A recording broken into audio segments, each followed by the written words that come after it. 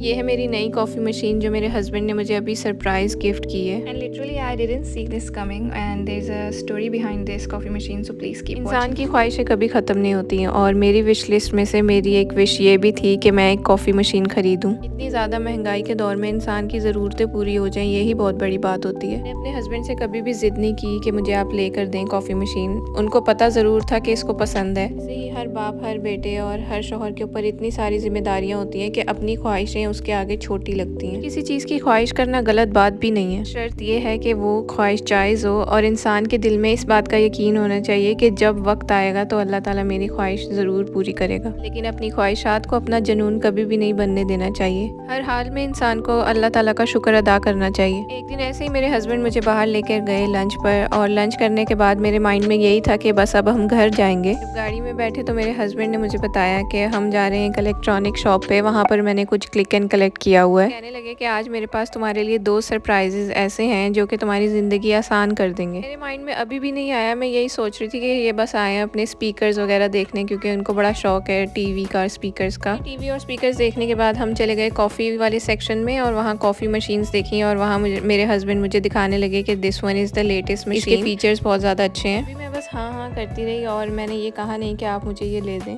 फिर हम जाके खड़े हो गए क्लिक एंड कलेक्ट वाली लाइन में और हम अपनी टर्न का वेट करने लगे। था कि अपनी कोई गेम वगैरह लेंगे प्ले स्टेशन के लिए, लेकिन जब हमने कलेक्ट किया तो पता लगा कि ये है एक इलेक्ट्रिक मोप, जो कि मेरे लिए ही था ताकि मुझे ईजी हो जाए घर की सफाई करना। मैं पहले मैनुअल बकेट मोप यूज़ करती थी, लेकिन this one is so good, ये 99% जर्म्स किल करता है विद जस्ट वाटर। उसके बाद हम आ गए दूसरी इलेक्ट्रॉनिक शॉप पर और फिर से मुझे ना मेरे हस्बैंड कॉफ़ी वाले सेक्शन में ले गए और कॉफ़ी मशीन्स दिखाने लगे। और मैं इतनी बुद्धू हूँ कि मेरे दिमाग में बिल्कुल भी नहीं आया कि शायद हम कॉफ़ी मशीन ही खरीद रहे हैं, मुझे लगा था कि ऐसे ही मुझे दिखा रहे हैं। आता है moment of reality for me, जब मेरे हस्बैंड ने काउंटर पर जाकर कहा कि I have a click and collect order to pick up which is a coffee machine, और आई वाज सो शॉक। बिल्कुल भी नहीं पता था कि मेरी ये ख्वाहिश अचानक से एक दिन पूरी हो जाएगी। मुझे यकीन नहीं आता कि मर्दों के पेट में बात रह कैसे जाती है। तो दिन में कोई छोटी सी चीज़ भी हो जाए ना, तो मैंने फ़ौरन से अपने हस्बैंड को कॉल करनी होती है और वो बताना होता है, और मैं जब तक मैं बता नहीं देती तो मुझे सुकून नहीं आता। घर आए, उसकी अनबॉक्सिंग की और फिर टीवी में वीडियोस लगा के देखी कि इसको यूज़ कैसे करते हैं। वीडियोस वगैरह देखने के बाद मेरे हस्बैंड बहुत कॉन्फिडेंट हो गए कि अब मैं अच्छी कॉफ़ी बना लूँगा जाके। जो फर्स्ट कॉफ़ी बनी वो इतने मज़े की नहीं बनी, क्योंकि हमें मिल्क सही से फ्रोथ करना नहीं आया। मुझे ये भी कन्फ्यूजन थी कि जब मैं मिल्क फ्रोथ करूँ तो मैं अब साथ वाटर ऐड करूँ कि ना करूँ, क्योंकि इतनी ज़्यादा तो थिक कॉफ़ी सिर्फ मिल्क वाली पी भी नहीं जाएगी। बाद मैंने दोबारा से वीडियोज़ वगैरह देखी अपना डाउट दूर करने के लिए, और फिर मुझे पता लगा कि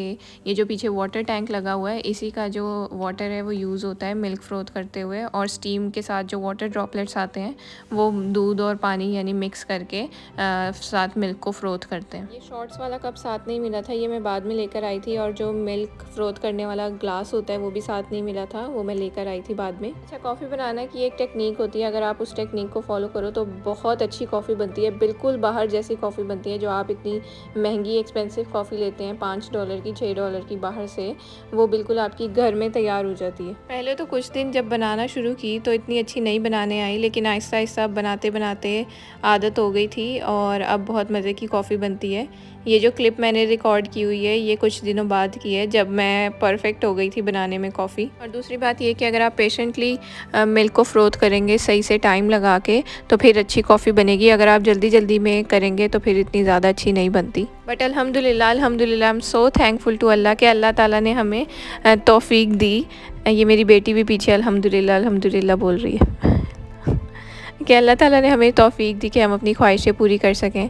और obviously I am so thankful to my husband कि वो कंसीडर करते हैं मेरी ख्वाहिशों को। तो ये थी मेरी छोटी सी स्टोरी कॉफ़ी मशीन की। तो बस moral of the story is कि ज़रूर इंसान ख्वाहिश करे, क्यों नहीं, ख्वाहिश इंसान का हक़ है, लेकिन कभी भी इस ख्वाहिश को अपने ऊपर सवार नहीं होने देना चाहिए, और दिल में इस सब्र के साथ इंतज़ार करना चाहिए कि अल्लाह ताला एक दिन ज़रूर हमारी ख्वाहिश पूरी करेंगे, और वो एक दिन कभी ना कभी आ ही जाता है।